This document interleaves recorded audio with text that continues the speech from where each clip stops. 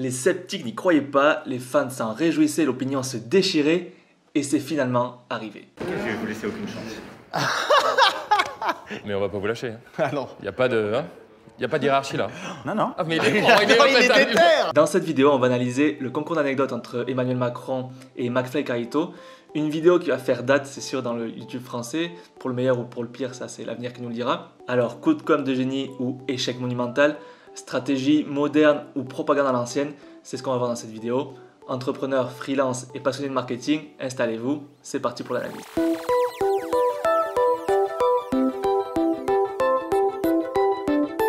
Alors, avant toute chose, petit disclaimer, je vais préciser, c'est pas du tout une analyse politique, ici c'est pas le but. Le but c'est vraiment d'analyser en termes de marketing et de communication surtout, est-ce que ça a été un exercice réussi pour les deux parties, parce qu'il faut reconnaître que ça soit autant du côté de McFly Carito ou que du président, c'était quand même pas un exercice facile. C'était même plutôt un exercice périlleux. J'avais fait d'ailleurs un post à ce sujet, donc je pense que je vous le mettrai là sur LinkedIn, qui avait complètement partagé les opinions. Vous pouvez voir que c'était très tranché et c'était très conflictuel.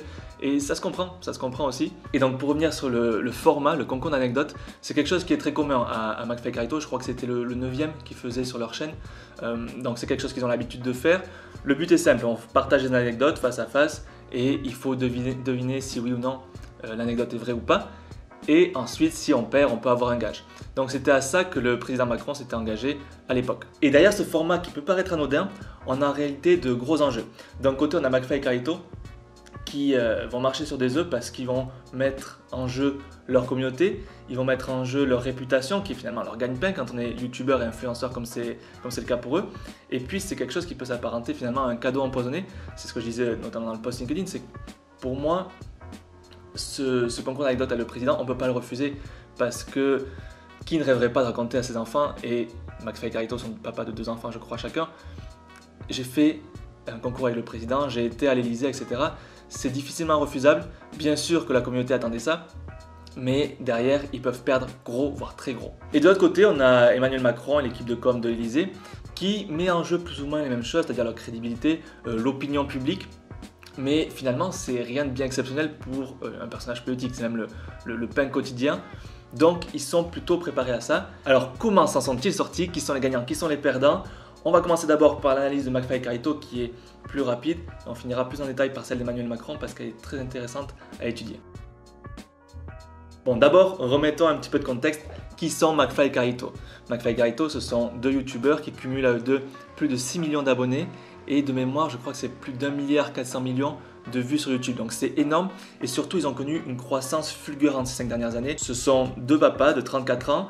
Ils partagent des vidéos de divertissement, d'humour très décalé, tout en étant quand même bienveillants avec des formats souvent originaux qu'on a très peu vus en France.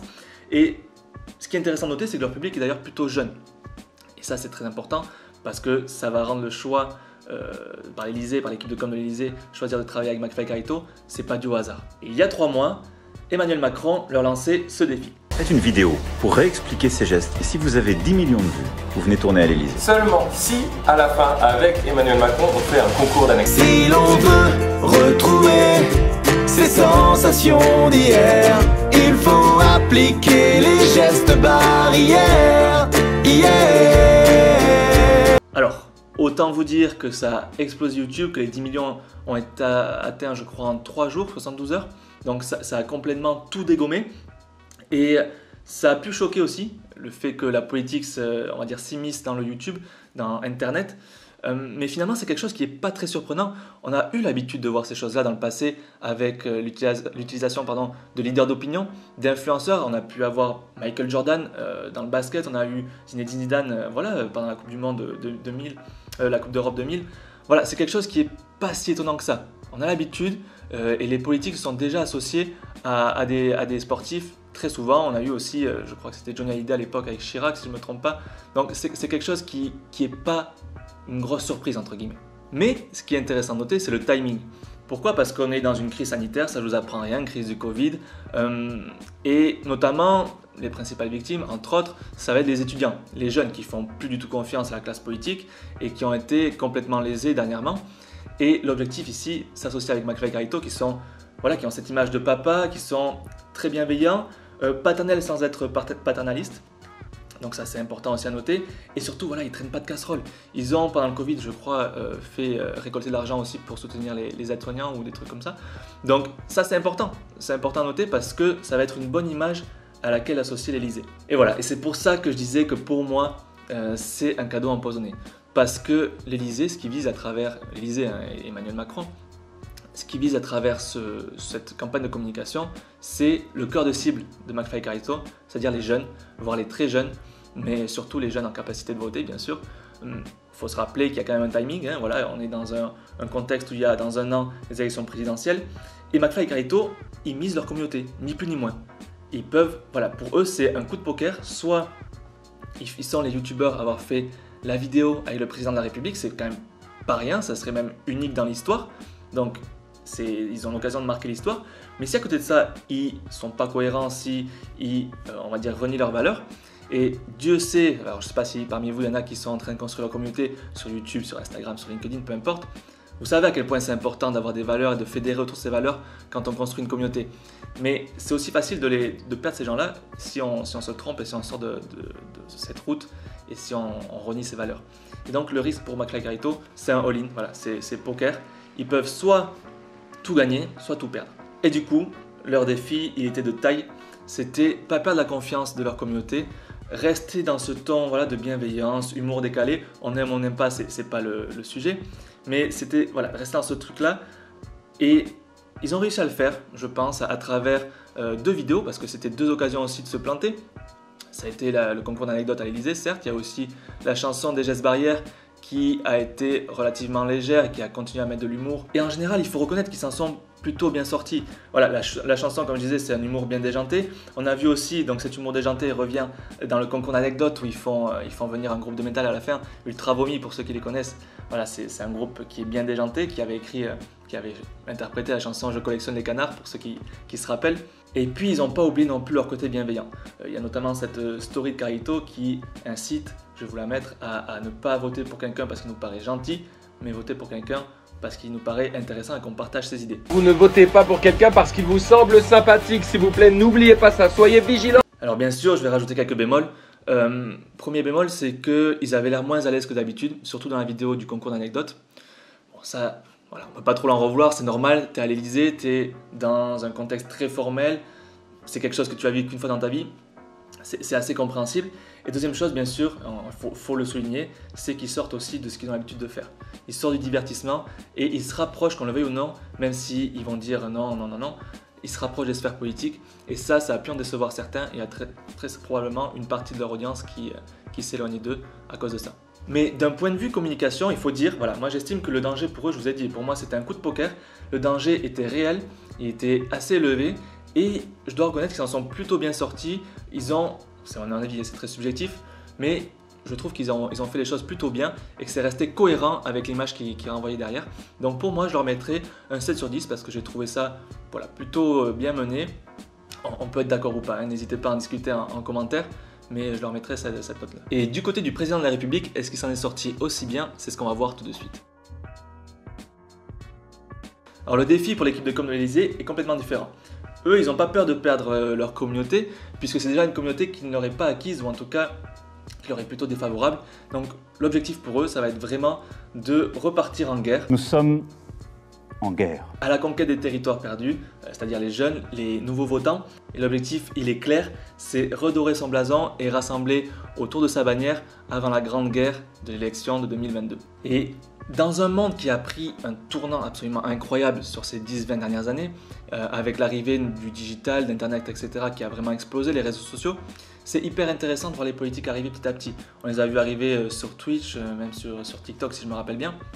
Mais c'est intéressant parce que ça a été des milieux qui ont été complètement délaissés. Il n'y a qu'à voir, hein, dans les écoles de commerce ou l'éducation en général, on parle des réseaux sociaux, on ne les apprend pas, on n'enseigne pas comment s'en servir, comment créer du contenu, comment voilà, communiquer, créer une communauté, etc.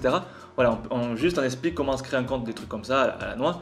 Mais ça a toujours été laissé un petit peu à l'abandon, laissé de côté. Et l'éducation en général a toujours été, et le monde politique en général, a toujours été en retard à ce sujet. Et du coup, s'ils ont toujours eu tendance, et quand je dis ils ont, je parle des politiques, eu tendance à laisser un petit peu de côté ces canaux de communication qu'ils ne considéraient pas forcément peut-être d'ailleurs comme des canaux de communication. Les politiques ont toujours été présents à la télé, à la radio, dans les journaux, etc. Et Internet, c'était pas encore là, les réseaux sociaux, c'était pas encore là. Et avec une cote de popularité qui est un petit peu en dents de scie dernièrement, il va aller, comme je disais, reconquérir les jeunes. Et comment on fait? C'est en adaptant aussi leur code et en allant jouer sur leur terrain de jeu. Et c'est là que ça devient hyper intéressant parce que il va s'opérer dans la communication de l'Élysée et d'Emmanuel Macron un véritable travail d'équilibriste. Parce qu'il va falloir à la fois partager les codes des jeunes, renvoyer cette image cool, sympathique, tout en restant dans la fonction et ne pas non plus partir dans la caricature parce que sinon, clairement, on va voir que c'est de la propagande et voilà, on va être grillé complètement. Alors, comme on a pu le faire avec McFly et Carlito, on va estimer un petit peu plus le danger de la stratégie d'Emmanuel Macron. Ici, ils marchent également sur des œufs, ils vont dans un territoire inconnu, puisqu'ils sont très peu présents sur les réseaux sociaux. Pour autant, c'est un exercice, voilà, la peur de décevoir ou la peur de retourner l'opinion contre soi, c'est un exercice auquel les politiques sont complètement habitués. Donc je mettrai le danger un peu plus bas, et qui plus est, ils ne peuvent pas décevoir, parce que personne ne les attend sur cet exercice-là, c'est vraiment une grosse surprise. Donc, entre guillemets, voilà, c'est ce que je disais, ils peuvent pas se planter. On rappelle qu'ils parlent à une audience qui leur est pas forcément favorable. Et surtout, et c'est là la force de travailler avec des leaders d'opinion ou des influenceurs, hein, comme on les appelle aussi aujourd'hui, c'est qu'ils vont bénéficier de cet effet qui est très connu en psychologie et en marketing, ce qu'on appelle l'effet de halo. C'est-à-dire que l'image de McFly et Carlito va se refléter, donc les bonnes valeurs vont se refléter sur Emmanuel Macron et inversement. Les mauvaises valeurs aussi peuvent se refléter, mais comme ils ont une très bonne image et qu'ils partagent une très bonne image auprès des jeunes, ça va se refléter sur Emmanuel Macron qui va en profiter, il va profiter de cette aura, de cet effet de halo. Et également, comme je disais, Emmanuel Macron, voilà, les politiques en général, on n'a pas l'habitude de les voir sur YouTube, pas l'habitude de les voir sur Internet, et ils vont bénéficier aussi de cette tolérance, vous savez, qu'on donne un petit peu aux débutants. C'est pour ça que je vois le risque plutôt comme modéré. Et d'ailleurs, voilà, l'équipe de com de l'Élysée a plus à gagner qu'à perdre dans cette opération. Et ça se voit très bien avec la première anecdote où le président ne va pas hésiter à sortir une anecdote complètement décalée et à perdre un point. Donc cette première anecdote, elle est complètement improbable. Elle concerne quelqu'un qu'on connaît bien, un champion du monde, Kylian Mbappé. Kylian Mbappé, c'est moi qui m'occupe de sa carrière. Et donc, Kylian Mbappé va quitter le PSG dans les prochaines semaines pour l'Olympique de Marseille. McFly, est-ce que cette anecdote est vraie ou fausse? Monsieur le Président, effectivement, je suis touché de cette anecdote. Je pense que cette anecdote, elle est fausse. Elle est fausse, vous pensez? Oui. On va lui demander. Non. Oui, allô? Oui, bonjour Kylian, c'est Emmanuel Macron à l'appareil. Vous êtes en haut-parleur. Ça va? Très bien, et vous? Ça va super. Vous êtes en haut-parleur, je suis avec McFly et Carlito là. Eh bien, on vous adore, Kylian, bravo, on vous aime. Merci. C'est incroyable. Merci de fou. T'es un monstre. Comment ça va? Ça va très bien, ouais, Et c'est un état particulier. Tu nous as fait rêver, je sais pas quoi te dire. C'est vraiment toi, c'est vraiment Kiki, je veux Ouais, dire. c'est vraiment moi. Mais cette anecdote, elle est très finement choisie. Alors bien sûr, c'est pas du tout spontané, vous en doutez, hein, pour avoir le numéro de Kylian Mbappé, l'équipe de com a dû le contacter. Donc c'est quelque chose qui est préparé à l'avance et elle est très intelligente parce que ça renvoie une image déjà bon joueur du président qui est là, qui s'adapte au code, qui est là pour divertir et qui est prêt à abandonner un point. Ça lui donne aussi l'image de quelqu'un de cool, de sympathique, qui connaît des gens qu'on connaît tous. Donc ça nous fait du lien commun, hein, c'est dans la culture aussi, le sport, hein, c'est la culture commune de la France et d'une nation en général. Et aussi, voilà, je ne sais pas si vous vous rappelez à la fin, il va le chambrer un petit peu avec Kylian Mbappé, parce que c'est quelque chose qui est bien connu, c'est que Macron est un fervent supporter de l'OM, et du coup, il va aussi se rapprocher du peuple, et l'OM, c'est pas non plus un club qui est choisi par hasard, c'est un des clubs les plus populaires de France dans tous les sens du terme, donc c'est très intelligent, et rappeler que finalement, c'est un homme du peuple. La deuxième anecdote est super intéressante également à étudier, parce que pour moi, c'est celle qui est la plus risquée à mettre en place. Donc cette deuxième anecdote, elle va concerner un pays d'Afrique. Je vous apprendrai en disant qu'aujourd'hui, parler de l'Afrique, etc., c'est un peu compliqué. Je ne vais pas vous faire un cours sur Black Lives Matter, tout ce qui s'est passé l'année dernière avec George Floyd, etc. Il y en a qui le font bien mieux que moi et je ne suis pas assez éduqué sur le sujet. Mais il faut le dire, c'est une pente glissante sur laquelle s'engage le président. Et on va voir qu'ici que l'anecdote elle est très bien choisie parce que ça concerne un pays qui est le Nigeria, donc qui est l'un des pays les plus peuplés d'Afrique, peut-être le plus peuplé d'Afrique si je ne me trompe pas. Et surtout, il va montrer qu'il a beaucoup de connaissances à ce sujet, sur le pays, qu'il connaît la capitale politique, la capitale en termes de population, etc. Il va montrer aussi qu'il connaît les artistes locaux, la culture afrobeat, etc. Donc il va s'attirer encore une fois cet effet de halo de tous ces chanteurs bien connus du coin. Et un point très intéressant à noter, qui va tenir plus de la géopolitique, mais c'est que le Nigeria n'a jamais été une colonie française. C'est une ancienne colonie britannique, et du coup il s'évite aussi tous les débats qu'on pourrait avoir autour du franc CFA avec les anciennes colonies françaises, etc. Et une fois de plus, il va très bien respecter les codes du divertissement sur YouTube et de McFly et Carlito, en proposant une anecdote qui est complètement décalée, complètement barrée, et qui va amener beaucoup de sourires, et surtout, chose très intéressante, il va parler librement de substances, de drogue. On est au Nigeria. J'y étais quand j'étais jeune fonctionnaire en stage là-bas, pendant 6 mois. Et en tant que président de la République, je suis retourné. Au Nigeria, la capitale administrative est Abuja, et la plus grande ville, la capitale économique vraiment, c'est Lagos. Il y a plus de 20 millions d'habitants, c'est une ville trépidante. Je sais tout ça. Vous savez. On arrive là-bas, programme officiel, etc. Et j'avais le souvenir d'un lieu qui est un peu emblématique à la fois de la fête, mais de la culture de l'afrobeat qui a été créé là-bas, qui s'appelle le Shrine. Qui est une discothèque. Qui est le lieu où Kuti, qui était le très grand musicien, a vraiment inventé l'afrobeat et avait créé un peu une république, je dirais, à part. Enfin, c'est même complètement ça, c'était aussi un projet un peu politique, panafricain. Il y avait sans doute un peu de substance en même temps. Du jus d'orange, du jus de Pablo. Et j'arrive dans une salle surchauffée, plein de monde.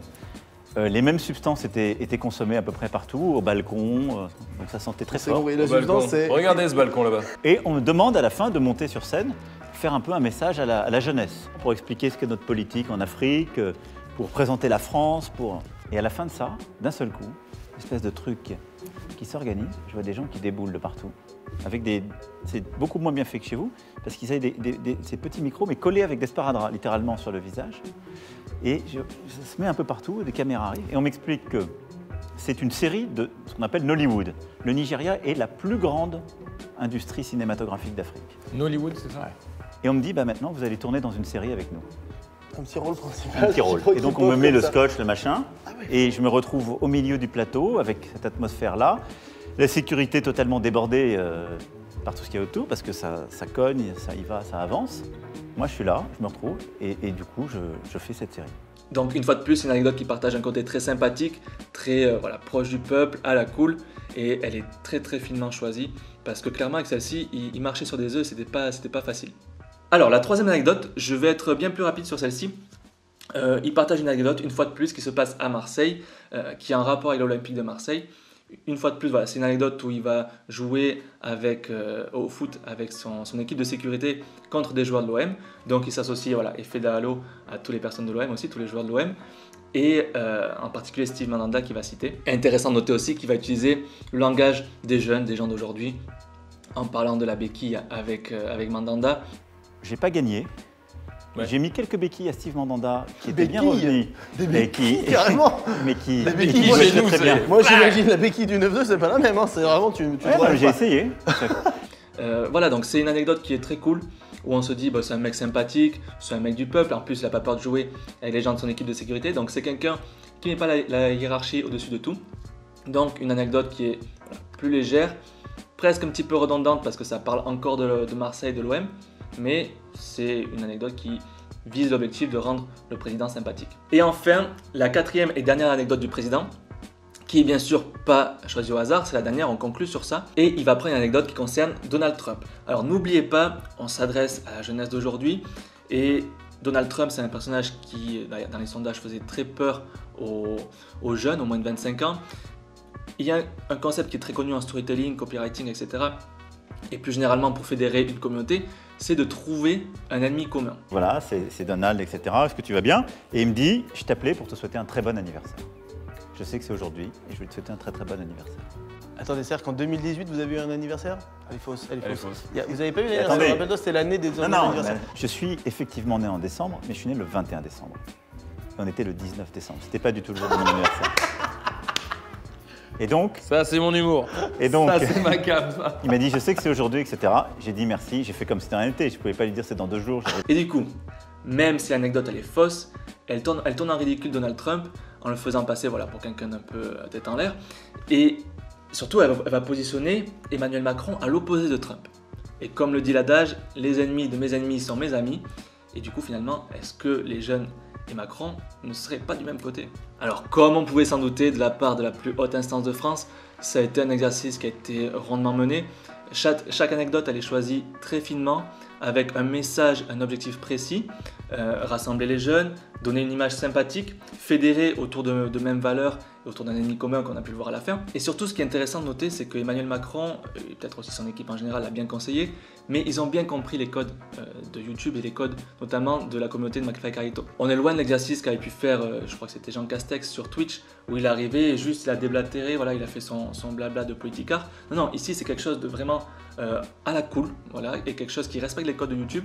Et c'est pour ça que le message passe aussi bien, et c'est pour ça que la vidéo, je crois, voilà, ça fait plus de 72 heures, a déjà atteint les 10 millions de vues. Et ici, alors, je mets toute opinion politique de côté, ça on s'en fout, j'habite même pas en France, mais en gros, il faut reconnaître que l'exercice est rondement mené parce que rien n'est dit et tout est suggéré. Les anecdotes, elles ont été très bien choisies, c'est un exercice auquel voilà, le président est très bien rodé de toute façon, et puis surtout, voilà, ce travail d'équilibriste a été très bien fait. Et même si les orientations peuvent paraître un petit peu grossières, parfois, voire très orientées, il n'en reste qu'elles font quand même leur effet et sont quand même efficaces. Donc, en termes de communication pure et dure, c'est un avis qui, une fois encore, voilà, ne concerne que moi, je leur mettrai un 8 sur 10 parce que ce travail d'équilibriste a été très bien fait et ils ont su, je pense, pas tomber dans la caricature et s'adapter au code de la communauté à qui s'adresser. Voilà. Au-delà de tout ça, je trouve ça hyper intéressant de voir que les instances politiques commencent à prendre en main les réseaux sociaux, à reconnaître leur importance, leur pouvoir. Une fois de plus, ce que je disais au départ, hein, c'était pas quelque chose de très étonnant, c'est quelque chose qu'on a vu dans le passé, les politiques intervenir dans les médias.